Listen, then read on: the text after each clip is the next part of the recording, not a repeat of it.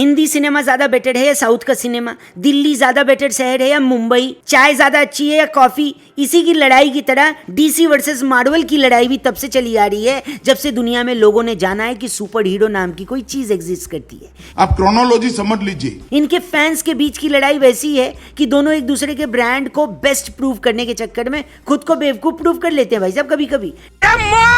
DC fans जहां 1 kilo Laddu और 2 kilo नारियल रोज बैटमैन और सुपरमैन को चढ़ाते हैं, वहीं मार्वल फैंस ने अपनी अपनी छातियों पर आयरन मैन का टैटू करवा रखा है। उनका तो नेट बैंकिंग का पासवर्ड भी लव यू 3000 लगा रखा होगा, है कि नहीं वे? जान दे देंगे इसके लिए, क्या बात कर रहे हो आप? अब देखो, मार्वल से हमारी शिकायतें आजकल बढ़ती जा रही हैं। क्यों बउआ?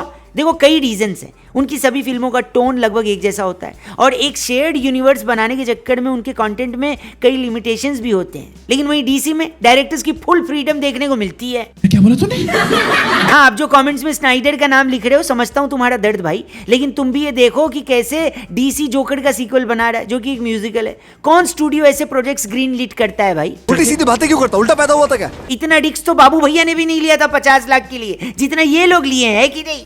मेरे को इस बार रिस्क लेने का ही नहीं है, बिल्कुल रिस्क नहीं लेने का। वही मैट रिव्यूज ने द बैटमैन बनाई जिसमें एक्शन से ज्यादा कैरेक्टर डेवलपमेंट पे काम किया गया, जबकि बैटमैन का मतलब ही मार कुटाई है। बिल्कुल। वहीं जेम्स गन को द सुसाइड स्क्वाड बनाने के लिए पूरी क्रिएटिव फ्रीडम दी गई, बिना ये पूछे कि भाई साहब कितने कैरेक्टर्स को आप फिल्म में टपका देंगे। यही तो फ्रीडम है बस।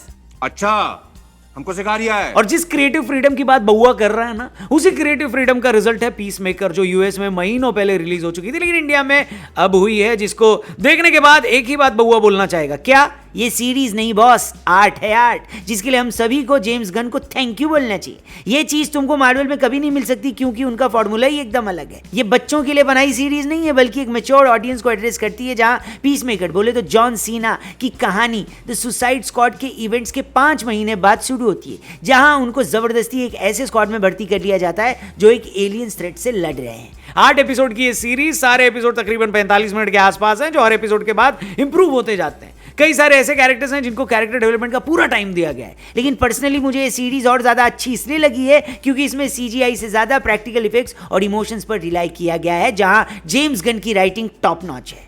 ये टिपिकल सुपर हीरो मूवीज की तरह केवल हरे पर्दे के दम पर अपना भौकाल नहीं बनाती भाई साहब, बल्कि पूरे प्रैक्टिकल अप्रोच के साथ आती है। ऑनेस्टली मुझे ये सीरीज देखते हुए इनके विलेन से ज्यादा इस चीज में इंटरेस्ट था कि पीस मेकर और किस तरह की बेवकूफियां कर सकता है, वो भी तब जब उसका कैरेक्टर द सुसाइड स्क्वाड में ये बोल चुका है कि वो दुनिया में शांति लाने के लिए किसी को भी मारने को रेडी है। एकदम से पागल आदमी, चाहे वो बच्चे ही क्यों ना हो। सीरीज में विजिलेंट का कैरेक्टर मेरा फेवरेट था क्योंकि वो भी कम कांड नहीं करता, लेकिन उसकी बेवकूफियां भी सीरीज में एक लेयर जोड़ती हैं। ये जेम्स गन की खासियत है कि वो कैरेक्टर से इमोशनल कनेक्ट पर ज्यादा विश्वास रखते हैं। इसलिए जब कुछ बहुत ही अलग चीज सीरीज में हो जाती है ना, तो आपको एक झटका भी लगता है कि अरे ऐसे कैसे ये हो गया बेन स्टोक्स। एकदम इन्होंने वक्त बदल दिया, जज्बात बदल दिए, जिंदगी बदल दी। कायदे से पीस मेकर डीसी की वो सीरीज है जिसको आप द बॉयज जैसी सीरीज के साथ रख सकते हो। इसके जोक्स काफी सही बैठते हैं, मार्वल की टेस्ट से एकदम अलग है। और देखा ना Vinod, Thor love and thunder में कि सीरियस सिचुएशन में भी कॉमेडी दिखाकर कैसे सिचुएशन को हल्का कर दिया जाता है विनोद। लेकिन इस सीरीज में एक बैलेंस है जो पूछने पर मजबूर कर देता है कि मार्वल वालों, ऐसे बनाई जाती है कोई वेब सीरीज? खैर, ये हिंदी में अवेलेबल नहीं है, अंग्रेजी में है बॉस। अगर देखना चाहो तो ओटीटी पे आ चुकी है, और अगर देख ली तो कमेंट करके बताना कि कैसी लगी। बाकी आपके कमेंट्स पर एक रिएक्शन वीडियो बन चुकी है कल सुबह। बस क्या बे?